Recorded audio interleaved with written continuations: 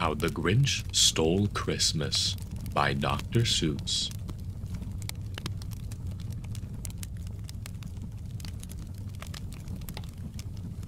Every Who down in Whoville liked Christmas a lot. But the Grinch who lived just north of Whoville did not. The Grinch hated Christmas the whole Christmas season. Now please don't ask why, no one quite knows the reason. It could be his head wasn't screwed on just right. It could be perhaps that his shoes were too tight. But I think that the most likely reason of all may have been that his heart was 2 sizes too small. But whatever the reason, his heart or his shoes, he stood there on Christmas Eve, hating the Whos, staring down from his cave with a sour, grinchy frown at the warm lighted windows below in their town. For he knew every Who down in Whoville beneath was busy now hanging a mistletoe wreath. And they're hanging their stockings, he snarled with a sneer. Tomorrow is Christmas, it's practically here. Then he growled, with his Grinch fingers nervously drumming, I must find some way to stop Christmas from coming. For tomorrow, he knew, all the Who girls and boys would wake bright and early. They'd rush for their toys, and then, oh the noise, oh the noise, noise, noise, noise. That's one thing he hated, the noise, noise, noise, noise.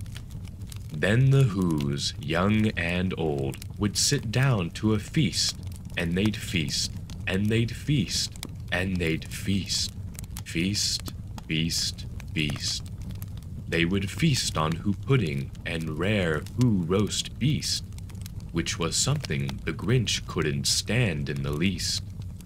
And then they'd do something he liked least of all. Every Who down in Whoville, the tall and the small, would stand close together with Christmas bells ringing. They'd stand hand in hand, and the Whos would start singing. They'd sing, and they'd sing, and they'd sing, sing, sing, sing. And the more the Grinch thought of this Who Christmas sing, the more the Grinch thought, I must stop this whole thing. Why, for 53 years I've put up with it now. I must stop this Christmas from coming. But how? Then he got an idea, an awful idea. The Grinch got a wonderful, awful idea. I know just what to do, the Grinch laughed in his throat, and he made a quick Santa Claus hat and a coat. And he chuckled and clucked, what a great Grinchy trick. With this coat and this hat, I look just like Saint Nick. All I need is a reindeer, the Grinch looked around, but since reindeer are scarce, there was none to be found. Did that stop the old Grinch? No, the Grinch simply said, if I can't find a reindeer, I'll make one instead. So he called his dog Max, then he took some red thread, and he tied a big horn on top of his head. Then he loaded some bags and some old empty sacks on a ramshackle sleigh, and he hitched up old Max. Then the Grinch said, get out, and the sleigh started down toward the homes where the Whos lay a snooze in their town. All their windows were dark, quiet snow filled the air. All the Whos were all dreaming sweet dreams without care. When he came to the first little house on the square, this is stop number 1, the old Grinchy Claus hissed. And he climbed to the roof, empty bags in his fist.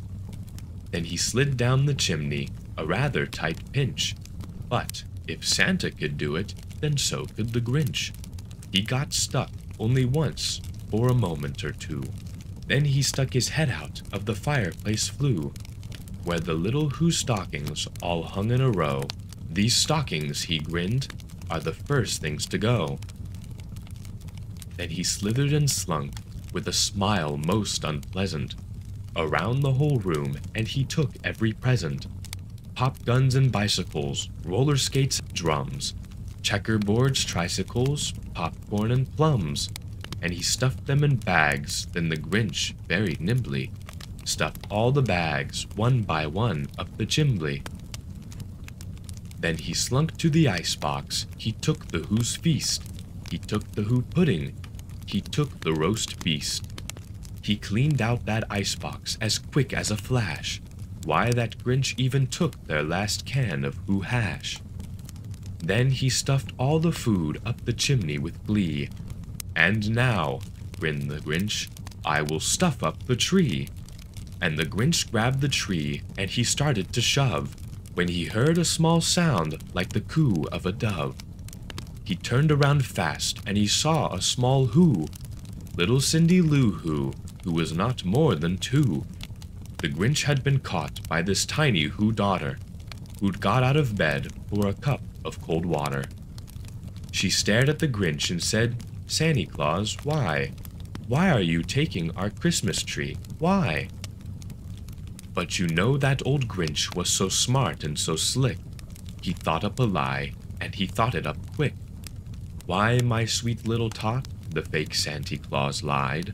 There's a light on this tree that won't light on one side. So I'm taking it home to my workshop, my dear.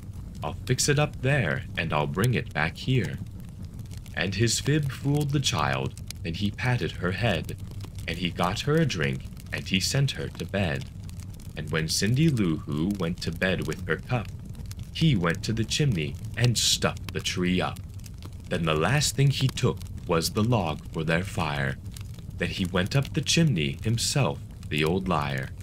On their walls he left nothing but hooks and some wire, and the one speck of food that he left in the house was a crumb that was even too small for a mouse. Then he did the same thing to the other Who's houses, leaving crumbs much too small for the other Who's mouses. It was 1/4 dawn, all the Who's still abed, all the Who's still a snooze, when he packed up his sled. Packed it up with their presents, the ribbons, the wrappings, the tags and the tinsel, the trimmings, the trappings. 3,000 feet up the side of Mount Crumpet, he rode with his load to the tip-top to dump it. Pooh, pooh, to the Who's, he was grinchiously humming. They're finding out now that no Christmas is coming. They're just waking up, I know just what they'll do. Their mouths will hang open a minute or two. Then the Who's down in Whoville will all cry boo-hoo. That's a noise, grinned the Grinch, that I simply must hear. So he paused, and the Grinch put his hand to his ear. And he did hear a sound rising over the snow. It started in low, then it started to grow. But the sound wasn't sad. Why, this sound was merry. It couldn't be so, but it was merry, very. He stared down at Whoville, the Grinch popped his eyes. Then he shook. What he saw was a shocking surprise. Every Who down in Whoville, the tall and the small, was singing without any presents at all. He hadn't stopped Christmas from coming. It came. Somehow or other, it came just the same. And the Grinch, with his Grinch feet ice cold in the snow, stood puzzling and puzzling. How could it be so? It came without ribbons. It came without tags. It came without packages, boxes, or bags. And he puzzled 3 hours till his puzzler was sore. Then the Grinch thought of something he hadn't before. Maybe Christmas, he thought, doesn't come from a store. Maybe Christmas, perhaps, means a little bit more. And what happened then? Well, in Whoville they say that the Grinch's small heart grew 3 sizes that day. And the minute his heart didn't feel quite so tight, he whizzed with his load through the bright morning light. And he brought back the toys and the food for the feast. And he himself, the Grinch, carved the roast beast.